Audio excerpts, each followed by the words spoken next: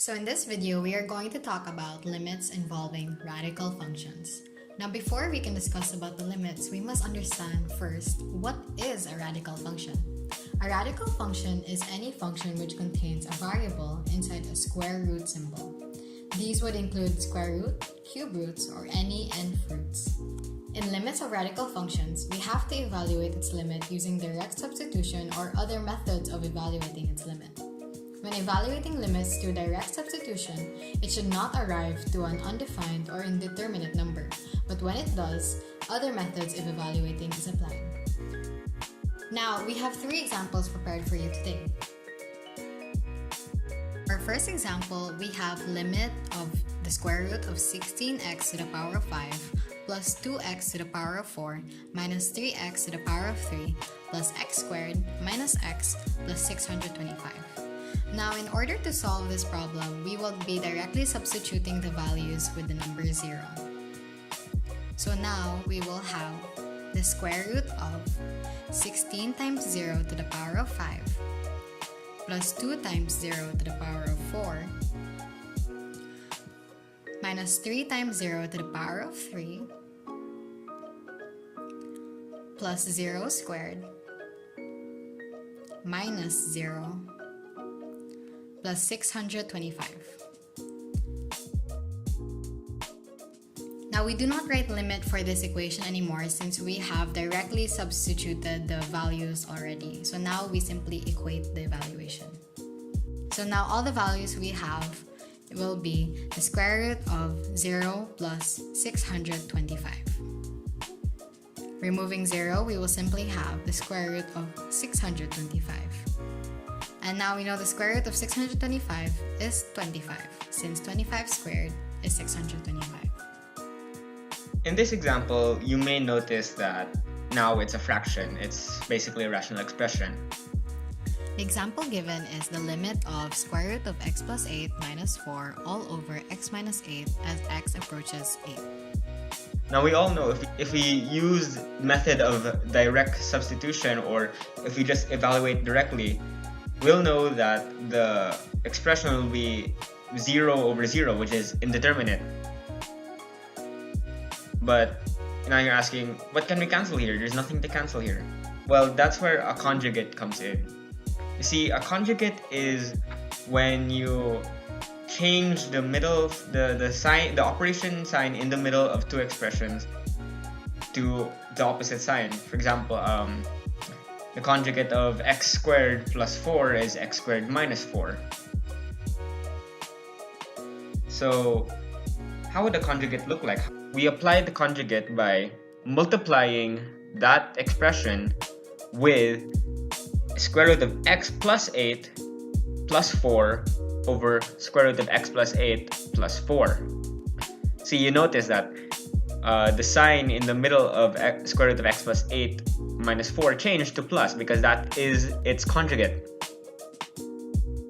So what do we do now? Now we just apply that, we just multiply it. The numerator would then equal to x plus 8 minus 16 because the square roots cancel out each other, and you'll multiply 4 with 4 and it will become negative 16 because they're both different signs.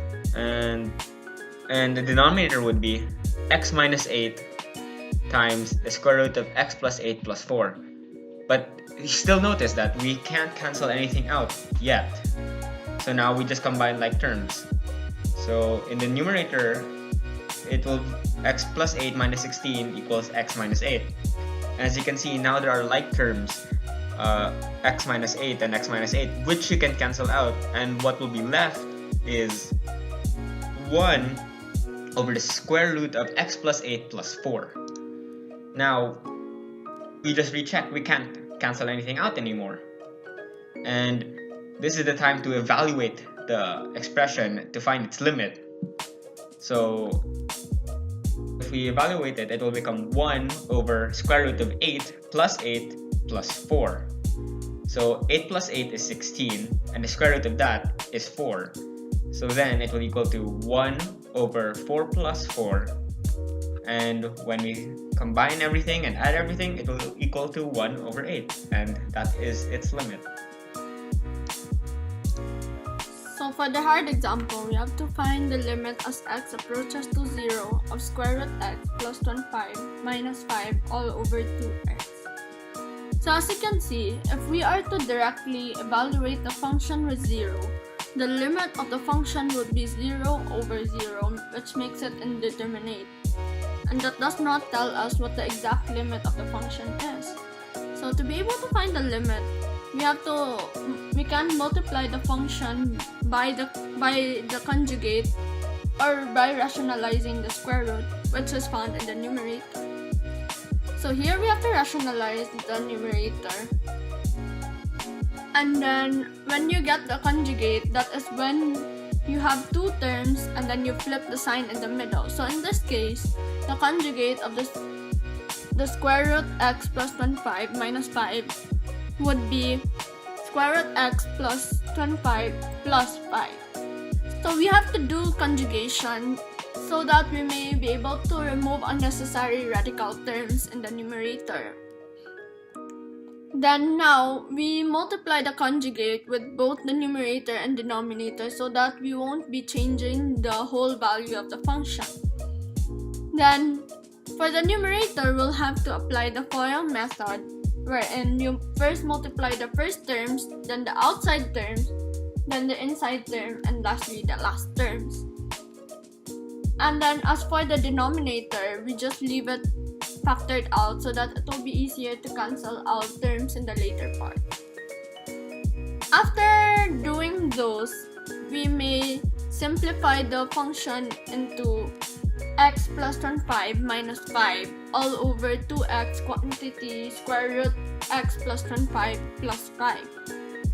Then now we can further simplify that into x over 2x quantity square root x plus 25 plus 5, which can be even further simplified by cancelling out the x.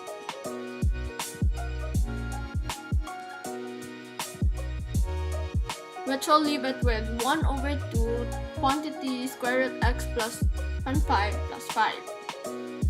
And now we can start evaluating the function, as when we evaluate, the denominator will not give us 0.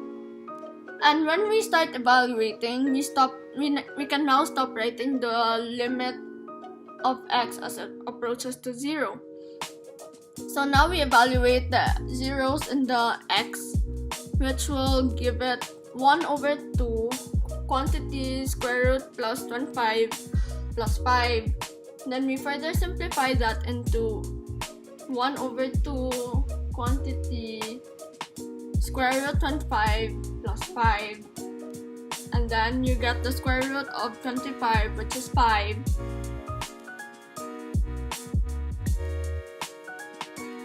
Then 5 plus 5 will become 10.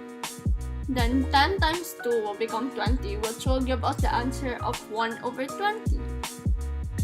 Points to remember. Number 1.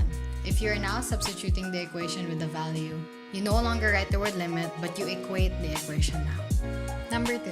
Direct substitution does not work if the result is either undefined or indeterminate. Number 3. You form a math conjugate when there is a need for rationalization. Thank you for watching this video, and we hope that you have a great day.